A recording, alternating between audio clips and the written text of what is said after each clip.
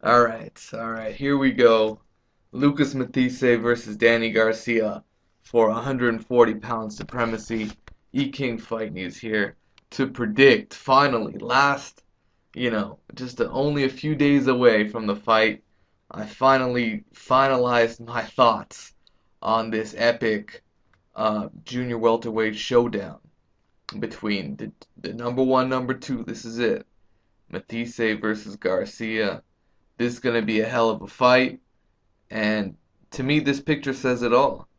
I think Garcia is the better counterpuncher. I think Garcia has sort of a lesser loop, you know, on his punches. Both of these guys throw looping punches, and Lucas is um definitely the bigger puncher. I give him bigger puncher for sure. And I think Garcia is a good puncher, but he's not that solid one shot kind of guy. I just think Amir Khan can't take a punch, and uh, Garcia's power might have got blown over after he annihilated Morales and then he destroyed Khan. But Khan never had a chin to begin with. We saw that against British Prescott. And, Matthysse, he's got a chin. I know he hasn't been hit too hard, but this guy's young and hungry, and I get the feeling he's got a pretty solid chin. I don't think he's got a weak chin. I think he's been hit before. Devin Alexander hit him pretty hard. Zab Judah hit him pretty hard, and he didn't, look faltered. He didn't look buzzed. He's always been game and ready. This guy, he kind of reminds me of Margarito. He kind of reminds me of a Tony Margarito. Back in the day, Tony Margarito throwback. And the premise of this fight kind of reminds me of Cotto versus Margarito 1. It had that buzz. It has that epic matchup between a devastating puncher and a solid counter-punching boxer puncher, right? We had the boxer puncher versus the stalker brawler puncher. And Margarito wore down Miguel Cotto and eventually knocked him out. And I think Matthysse has the ability to do the same. Garcia has the ability to outbox Matthysse and win a decision. So it really goes both ways, and it depends what you like and what you see. And from what I've seen of Lucas Matthysse,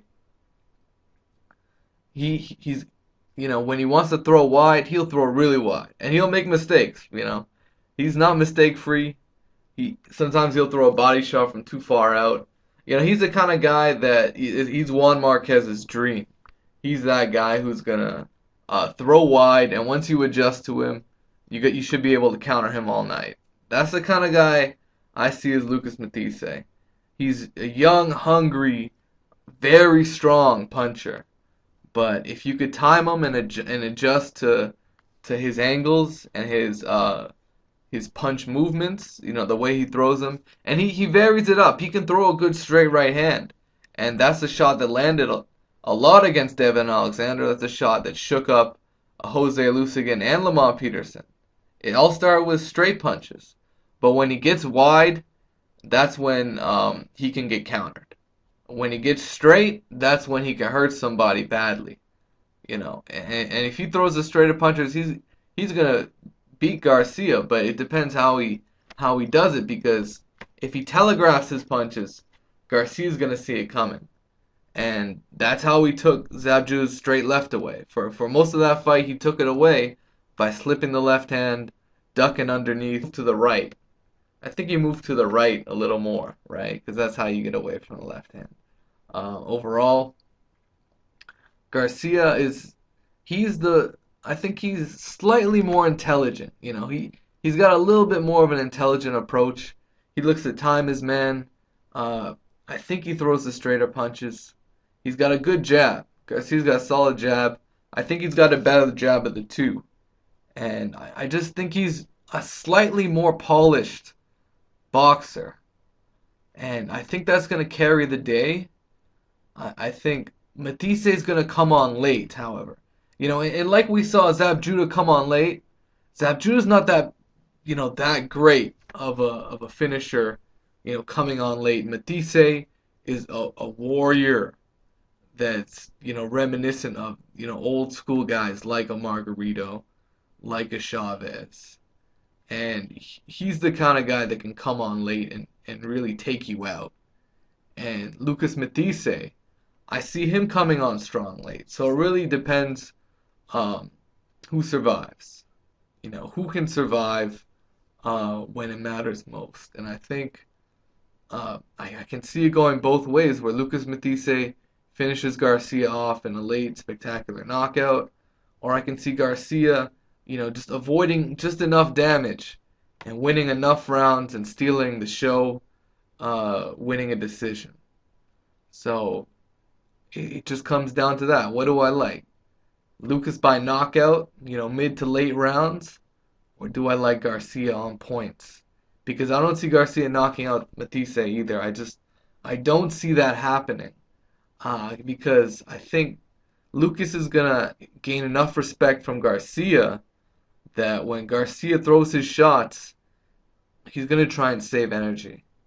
He's not gonna. I know he's gonna put a lot into his shots, but he's gonna do it in a way that sort of conserves energy so he can keep Matthysse off of him. Because I think that's gonna be an issue going late into the fight. And of course, I think Garcia wants to take Matthysse into deep rounds. See if he could tire his ass out, and maybe he can try and finish him off. Some shit like that.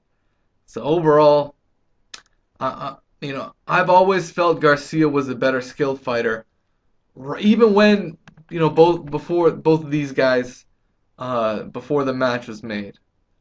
But I know Matthysse is such a hungry. He's so hungry for this. But I just think his skills might not be uh might not be to the point where it's at the true elite level. And I know he's got the power for it. I know he's got the desire for it. But I think I'm gonna just go with the more skilled fighter. I'm going with Danny Garcia by a decision. I don't know if it's a split, majority. I'm going Danny Garcia by decision. And if that doesn't happen, he's going to get his ass knocked out. I'll tell you right now. But I'm going with Garcia. So let me know what you guys think it is, what it is. Peace out. Take care.